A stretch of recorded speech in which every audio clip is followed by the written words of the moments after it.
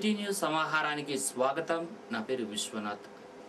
గుడుంబ స్థావరాలపై పోలీసులు దాడి చేశారు. సుల్తానాబాద్ మండల కేంద్రంలోని శాంతినగర్ మార్కండేయ కాలనీలో గుడుంబ తయారు చేస్తుండగా పోలీసులు దాడి చేశారు. 800 లీటర్ల బెల్లం పానకం ధ్వంసం చేశారు. ఎస్ఐ జగదీష్ పోలీస్ సిబ్బందితో రైడ్ చేశారు.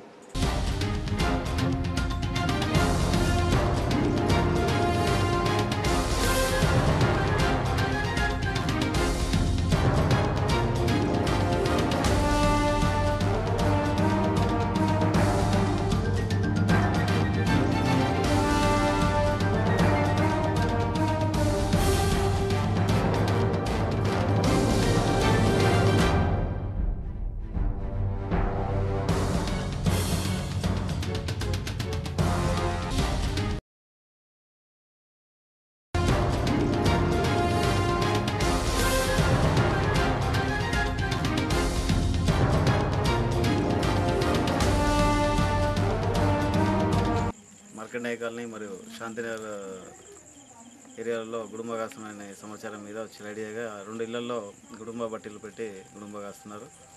ఇక్కడ ఈ గుడుంబ బట్టీలు దాదాపు 800 లీటర్ల గుడుంబ పానకం మరియు 10 లీటర్ల గుడుంబాన్ని తీసుకున్నాం. 10 తీసుకున్నాం. అలాగే గుడుంబ బట్టీలని ధ్వంసం చేశాం.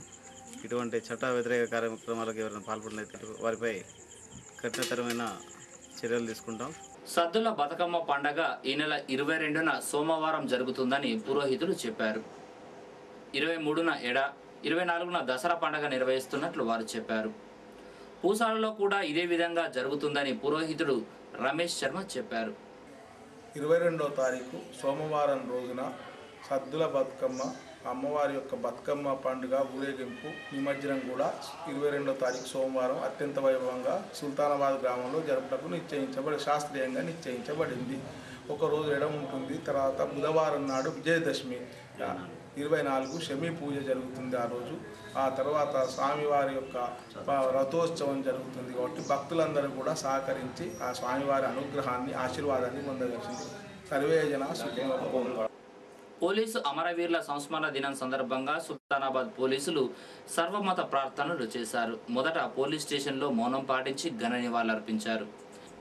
తర్వాత మసీదులో ముస్లింలతో కలిసి చర్చిలో ప్రార్థనలు చేసి వేణుగోపాలస్వామి టెంపుల్లో ప్రత్యేక పూజలు నిర్వహించారు.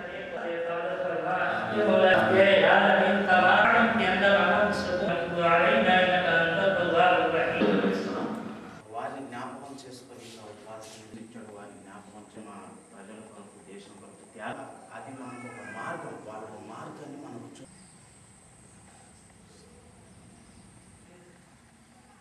సమర్థవంతంగా ముందుకు సాగిపోవడానికి మీరు మన అడుగుతున్నాం. సిఐ గారి నిలివి బలము, ఆరోగ్యము, శక్తిని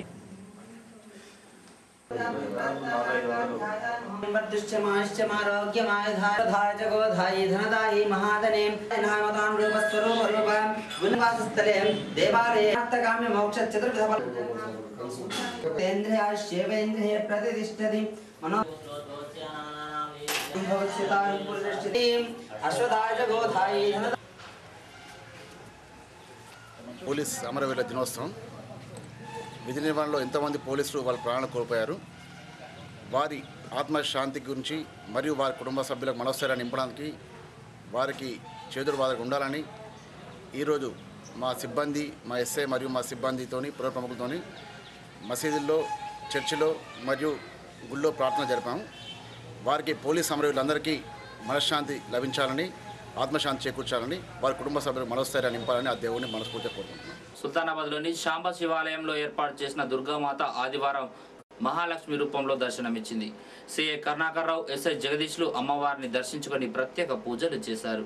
సుల్తానాబాద్ మండలం కనుకుల అనుబంధ విలేజ్ రామునిపల్లెలో ఏర్పాటు చేసిన దేవీ నవరాత్రోత్సవాల్లో భాగంగా శ్రీ రామాంజనేయ యూత్ ఆధ్వర్యంలో అన్నదానం నిర్వహించారు. ఈ కార్యక్రమానికి ముఖ్య అతిథిగా ఎమ్మెల్యే విజయరమణారావు పాల్గొన్నారు.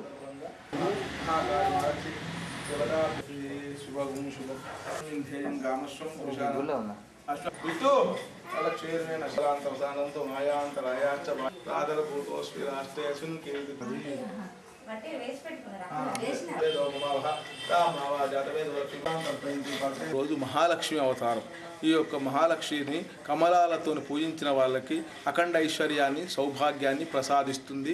ఈ యొక్క రోజు 6వ రోజు మహాలక్ష్మిగా అమ్మవారిని పూజిస్తారు. కుంకుమార్చన చేసి అభిషేకం చేసి అమ్మవారికి ఇవాళ పాయసాన్నం నైవేద్యం పెట్టినచో అత్యంత శోభదాయకంగా ఉంటుంది. ఈ యొక్క అమ్మవారు మన యొక్క వేణుగోపాల స్వామి దేవాలయంలోని సాంబ శివాలయంలో గత 20 సంవత్సరాలుగా పూజలు అందుకుంటున్నది. సుల్తానాబాద్ మండల కేంద్రంలోని నీరుకుల రోడ్లో గల అయ్యప్ప టెంపుల్ ఆలయ నిర్మాణం చురుగ్గా సాగుతోంది. ఆదివారం ఆలయానికి స్లాబ్ వేశారు. ఈ కార్యక్రమానికి మాజీ ఎమ్మెల్యే బిర్దు రాజమల్లుతో పాటు పలువురు నేతలు పాల్గొన్నారు. ఆలయ నిర్మాణానికి దాతలు ముందుకు రావాలని ఎంఎన్ స్వామి కోరారు.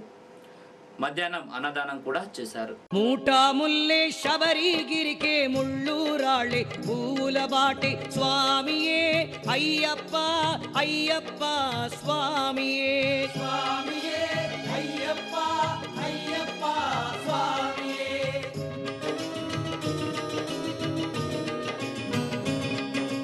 నెయ్యభిషేకం స్వామికే కర్పూర దీపం స్వామికే అనుచు పలుగుచు అయ్యప్ప భక్తులు స్వామిని చూడగ వెళ్ళదరు శబరిగిరికే వెళ్ళదరు స్వామియే అయ్యప్ప అయ్యప్ప స్వామియే స్వామియే అయ్యప్ప అయ్యప్ప స్వామియే.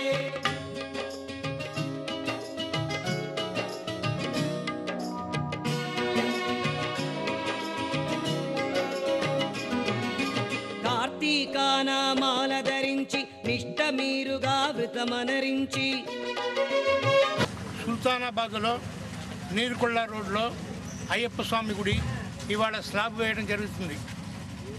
ఈ ఊరిలో ఇదే ఒక గుడి ఉంటుంది. ఈ గుడికి సుల్తానాబాద్లో ఉన్న వాళ్ళందరూ కూడా కలిసి సహాయం చేయాలి. ద్రవ్య సహాయం, మట్టి, ఇటుక, సిమెంట్, కంకర, పెయింట్ ఇవన్నీ సప్లై చేయవచ్చు. డబ్బులు ఉన్నవాళ్ళు డబ్బులన్నీ ఇవ్వచ్చు. అందరూ ఇచ్చి స్వామి కృపకి పాత్ర కావాలని కోరుతున్నాము. ఈ స్లాబ్కు సహకరిస్తున్నటువంటి వ్యాపార, వాణిజ్య మరియు దాతలందరూ కూడా ఆ అయ్యప్ప స్వామి కృపకు పాత్రలు కావాలని, మరి ఈ సుల్తానాబాద్ మండలంలో ఉన్నటువంటి అన్ని వర్గాల ప్రజలు కూడా ఆ యొక్క అయ్యప్ప స్వామి యొక్క వారి యొక్క దివ్య కృప కలిగించాలని స్లాబు వేసుకోవడం జరుగుతుంది. మరి దీనికి సహకరించే ప్రతి ఒక్క వ్యాపారవేత్తలకు కానివ్వండి, గ్రామంలో మండలంలో ఉన్న ప్రతి ఒక్కరికి కూడా మేము అయ్యప్ప స్వామి దయ వలన మీరందరూ ఈ గుడి నిర్మాణానికి మీరందరూ సహకరించినందుకు, ఇంకా సహకరిస్తున్నందుకు మీ అందరికీ మేము అభినందనలు తెలియజేస్తున్నాము. 15 గుంటల భూమిని గుడి నిర్మాణం కోసం ఇచ్చినటువంటి దాత శ్రీ శంకరయ్య గారికి, అదేవిధంగా ఈ గుడి నిర్మాణానికి ఇదివరకు ఇచ్చినటువంటి దాతలు మరియు రేపు ఇవ్వబోయేటువంటి దాతలందరికీ కూడా ఈ అయ్యప్ప స్వామి ఆశీస్సులు ఉంటాయని రోజున అది అయ్యప్ప మార్గంగా మార్చి అత్యద్భుతమైన అయ్యప్ప గుడి కట్టిస్తున్న ఈ మండల ప్రముఖులకు మరియు దాతలకు అందరికీ నమస్కారం తెలియజేస్తున్నాము. ఇంకా ముందుకు దాతలు వచ్చి ఈ గుడిని అత్యద్భుతంగా మార్చాలని. దేవాలయం ముందు వాక్యం పోతుంటే ఈ యొక్క గుడి నిర్మాణం అనేది ఆగిపోయినందున నాలో మనసులో చెల్లం వచ్చి ఈ యొక్క స్లాబ్ వరకు పూర్తి చేసే ప్రయత్నంలో నేను ఉంటానని చెప్పి ముందుపడి ఇంతవరకు చేశాను. ఇదే విధంగా దాతలు కూడా ముందుపడి ఈ యొక్క నిర్మాణాన్ని పూర్తి చేస్తారని చెప్పి ఆ గుడి కొరకు జాగా కావాలని అందరూ కూడా సహకారాలు అందించి ఆ గుడికి నిర్మాణానికి మీరు డబ్బులు ఇవ్వగలరని. విద్యుత్ కోతలను నిరసిస్తూ పోదెల మండలం కొల్లూరులో టీడీపీ ఆధ్వర్యంలో సబ్ స్టేషన్ను ముట్టడించారు. రైతులకు 7 గంటల నిరంతర విద్యుత్ సరఫరా చేయాలని టీడీపీ నేతలు డిమాండ్ చేశారు.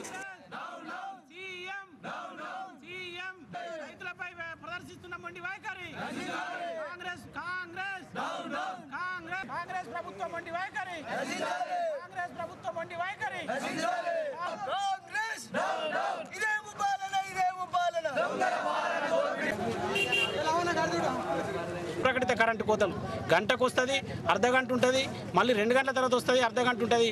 అంటే ఏ టైంలో కరెంట్ వస్తుంది, ఏ టైంలో కరెంట్ రాని పరిస్థితి ఈరోజు దాపురించింది. దాన్ని ఇప్పటికైనా ఈ ప్రభుత్వం మరి ఎందుకంటే కేంద్ర మంత్రి జైపాల్ రెడ్డి గారు మరి ఏదైతే పెట్రోలియం శాఖ మంత్రిగా ఉన్నారు, ఇక్కడ 1600 నుంచి 2000 మెగావాట్లు ఉత్పత్తి చేసే ఒక సంస్థలు మరి ఈరోజు పునర్నిర్మాణం జరిగి ఉన్నాయి. అవిటికి గ్యాస్ ఇచ్చే పరిస్థితుల్లో లేరు.